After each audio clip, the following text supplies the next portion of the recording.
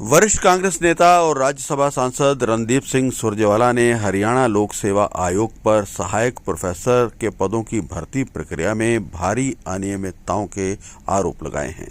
Press conference को संबोधित करते हुए सुरजेवाला ने दस्तावेज साझा किए और दावा किए कि यह दस्तावेज उनके लगाए गए आरोपों को साबित करते हैं। उन्होंने एचपीएससी को हेराफेरी सेवा आयोग बताते हुए तत्काल इसे भंग करने की मांग की है और भाजपा को भारतीय जालसाजी पार्टी करार दिया है। सुरजेवाला ने आरोप लगाया है कि राज्य सरकार ने हजारों कैंडिडेट्स के भविष्य के साथ खिलवाड़ किया है। उन्होंने कहा है कि 24 विषयों में सहायक प्रोफेसर की भर्ती में अनियमितताएं की गई हैं। हरियाणा के नौजवान भाजपा की राजनीतिक बेईमानी के शिकार हैं। मैं बहुत जिम्मेवारी से ये कहता हूं आपको कि श्री मनोहर लाल खट्टर और श्री नायब सैनी और भाजपा के लोग एक षड्यंत्र के तहत हरियाणा में कोई भर्ती पूरी नहीं होने देते और जानबूझकर उसे कोर्ट में लटकवा देते थे। मैं उसके 2 उदाहरण आपको देना चाहूंगा।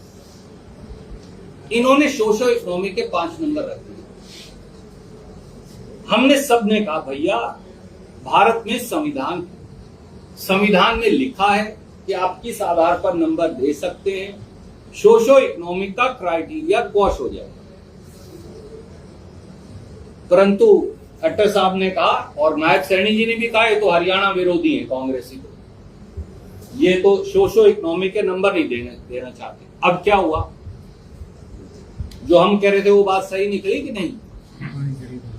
एकल जज ने हाई कोर्ट के खारिज किया, 2 जजों की खंडपीठ ने खारिज किया, सुप्रीम कोर्ट गए, सुप्रीम कोर्ट ने खारिज किया।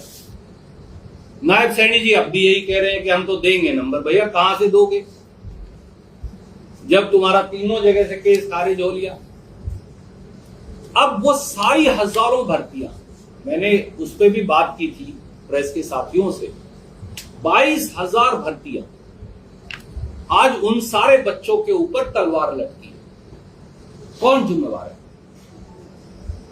इसी प्रकार से जाति के सर्टिफिकेट को लेकर ओबीसी और एससी समाज के हमारे बच्चे इतनी पीड़ा में हैं कि पूछिए मत। परंतु ये पोर्टल खेलते हैं, उनका सर्टिफिकेट नहीं बन रहा। और आ जाइए, खट्टर साहब ने और नायब सैनी जी ने 5 साल पहले ये कह दिया कि हम ग्रुप सी और ग्रुप डी की भर्ती हम सीटेट उससे करेंगे, सीईटी से, कॉमन एंट्रेंस टेस्ट से, और साल में 2 बार करवाएंगे। मैं आपसे पूछता हूं 5 साल में कितनी बार करवाए? 5.5 साल हो गए। 1 बार, 11 बार होना चाहिए था। 11 बार सीईटी का पेपर होना चाहिए था, 1 बार हुआ आज तक। दूसरी बार पेपर नहीं करवा पाए 2 मुख्यमंत्री बीजेपी के इकट्ठे होकर। ना नायब सैनी जी ने करवाया और ना मनोहर लाल खट्टर जी ने करवाया। ये कहते थे मैं ओथ बाद में लूंगा, पहले सीईटी वाले बच्चों को लगाऊंगा। अब ओथ लिए 8 महीने हो गए, आज तक कोई नामो निशान नहीं है सीईटी का। सीईटी का पेपर लीक हुआ, सीईटी का रिजल्ट खारिज हो गया। अब वो बच्चे जो 15,000 सीईटी में लगे वो क्या करें?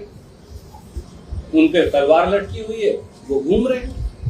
ये समस्या है। तो एक राजनीतिक बेईमानी और दुराग्रह के शिकार हैं हरियाणा के नौजवान। कांग्रेस सांसद ने कहा है कि नायब सिंह सैनी सरकार हरियाणा के युवाओं के कैरियर को बर्बाद करने में खुलकर शामिल रही है। उन्होंने मुख्यमंत्री पर एचपीएससी अधिकारियों पर चुनिंदा उम्मीदवारों को लाभ पहुंचाने और 2019 में इन भर्तियों का इंतजार कर रहे लाखों अभ्यर्थियों की अनदेखी करने का आरोप भी लगाया है। उन्होंने एचपीएससी को तुरंत भंग करने की मांग की है। नायब सैनी जी को और बीजेपी को, हरियाणा के लोगों को ये समझना पड़ेगा। याद करिए, खट्टर साहब ने कहा था कि हम लोग कंधे से ऊपर कमजोर हैं। बीजेपी को हरियाणा के बच्चे, हरियाणा के नौजवान, हरियाणा के लोग कंधे से ऊपर, यानी हमारी बुद्धि कमजोर है, ये कहते रहे बीजेपी के लोग। परंतु हरियाणा के लोग पूरे हिंदुस्तान में नहीं, पूरी दुनिया में अपना जलवा कायम कर चुके हैं। हम इतने गुणी हैं, इतने शिक्षित हैं हमारे नौजवान। आज ये देश अगर चलता है तो उसमें हर जगह हरियाणा का कोई ना कोई आदमी आपको खड़ा नजर आएगा।